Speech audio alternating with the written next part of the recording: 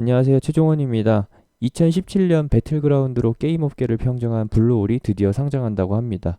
예상 가치가 10주라고 하는데 과연 어떨지요? 시작 전에 하단에 있는 구독과 따봉 버튼 눌러주시고 효과가 어디에서 나타날지 같이 한번 보도록 합시다. 그럼 시작합니다.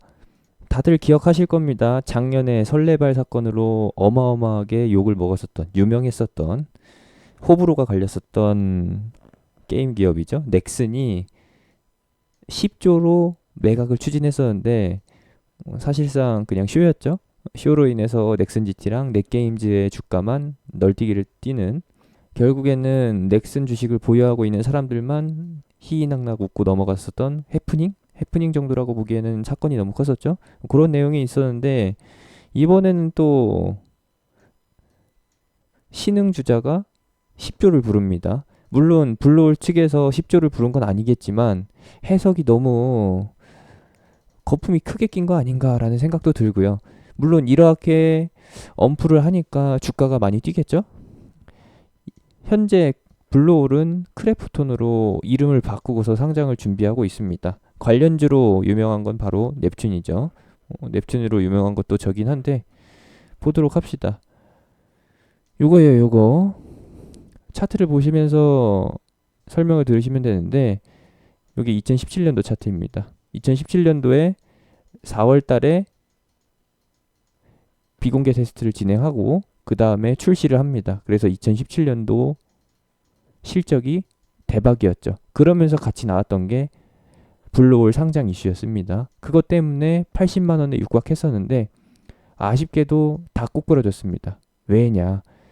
2018년도 들어서게 되면서 2019년도에 근접할 때 게임의 인기가 식었었거든요. 뭐 냄비 같은 건지 모르겠지만 총싸움 게임, FPS 게임의 특성상 뚝배기처럼 오래가지 않고 냄비처럼 초반에 아주 뜨겁게 달아올랐다가 빠르게 죽어가는 게 특징입니다. 어쩔 수가 없는 것이죠.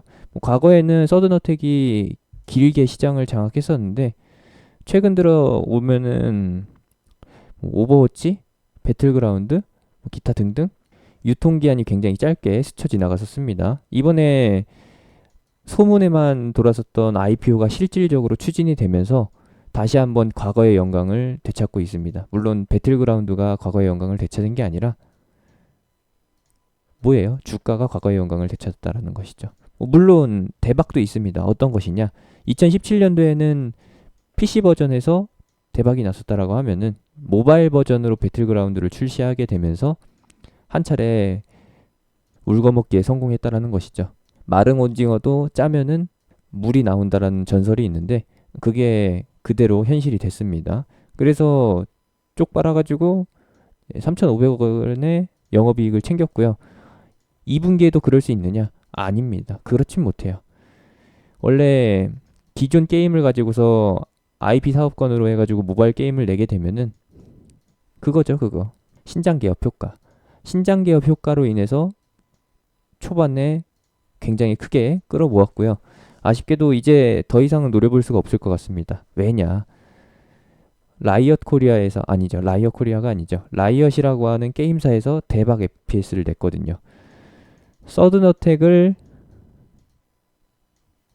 이제 무덤으로 보낼, 관짝으로 실어보낼 새로운 게임이 나왔고 그 게임 이름이 기억이 안 나네요. 발로 모식인데 그 게임이 현재 업계 1위 FPS로 올라섰습니다. 그래서 오버워치도 죽고 배틀그라운드 역시도 죽고 지금 현재 과거에서 2017년도에 유행했던 게임들은 다 그냥 고인물 게임이 됐고요. 매니아층만 하는 게임, 그리고 신규 진입자가 없는, 신규 매출이 발생되지 않는 게임으로 전향이 돼버렸고 새로운 게임이 슬슬 나오기 시작하면서 판이 바뀌었다. 그래서 배틀그라운드 모바일 효과도 단기에 그칠 것이다 라고 보는 거고요. 이제 우리가 노려볼 거는 크래프톤의 상장 효과입니다. 크래프톤, 블루홀이라고 하면은 역시나 넵튠밖에 없어요. 왜냐? 넵튠이 유일한 지분 보유 기업이니까. 과거에 요걸로 해서 뭐 재미를 좀 봤었던 게 기억이 남는데 여기죠. 이 넵튠이라는 종목이 상장했었던 이유도 뭐예요? 이게 블루홀에서 개발 완료. 그리고 비공개 테스트 진행하던 기간, 이게 오픈 베타라고 하죠. 오픈 베타가 아니죠. 클로즈 베타라고 하죠.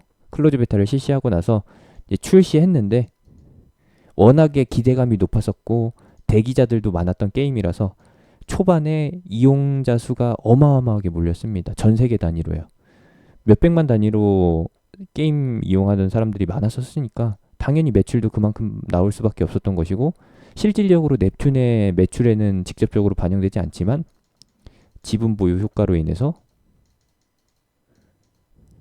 7,500원에서 2만원까지 2만원을 돌파하는 경이로운 흐름을 보여줬었습니다. 이런 내용이 있고요. 이번에 효과를 노려보는 것은 어떤 것이냐, 처음에 보여드렸듯이 예상가치 10조에 대한 거품 효과. 어떤 게임을 더 내놓을지 모르겠지만 지금 장외 주가가 70만원인 거 신경 쓰지 않고서 그냥 따져보게 되면은, 현재 지분상으로 따져보면은 넵튠이 블루홀의 지분 1% 정도를 가지고 있다라고 해요. 그러면은 예상가치가 10조라고 하면은 여기에 1%니까 1,000억입니다. 1,000억의 가치평가, 지분평가이익이 반영될 예정이라서 넵튠의 주가도 충분히 기대감으로 인해서 상승할 수가 있다는 것이죠. 현재 넵튠의 시가총액이 얼마예요? 1,560억 수준입니다. 상승하기 전에는 얼마였느냐? 1,000억 수준이었다라는 것이죠. 30% 올랐으니까요. 원래 주가가 5,500원 수준에서 시가총액 1,000억이었는데 이번에 1,000억대의 지분가치, 지분 부유 평가이익이 생기다 보니까 어떻게 돼요? 시가총액이 2배로 늘어난다?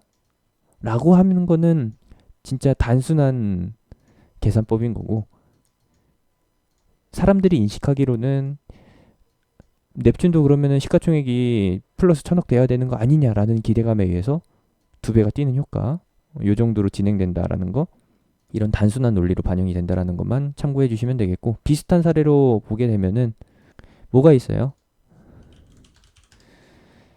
방탄소년단 빅히트가 상장한다라는 이슈에서 이제 스틱 인베스트먼트의 지분을 가지고 있는, 스틱 인베스트를 자회사로 가지고 있는, 계열사로 두고 있는 DPC가 효과를 입을 것이다라는 내용도 있고, 그리고 또 뭐예요? 지분 부유 평가이익 비슷한 맥락으로 보게 되면은 인도네시아의 수도권 지역에 부동산을 보유하고 있는 JC케미칼 같은 경우도 이에 해당되죠. 뭐 이때 많이 유명해가지고 어마어마한 부동산 차익을 챙길 수 있다.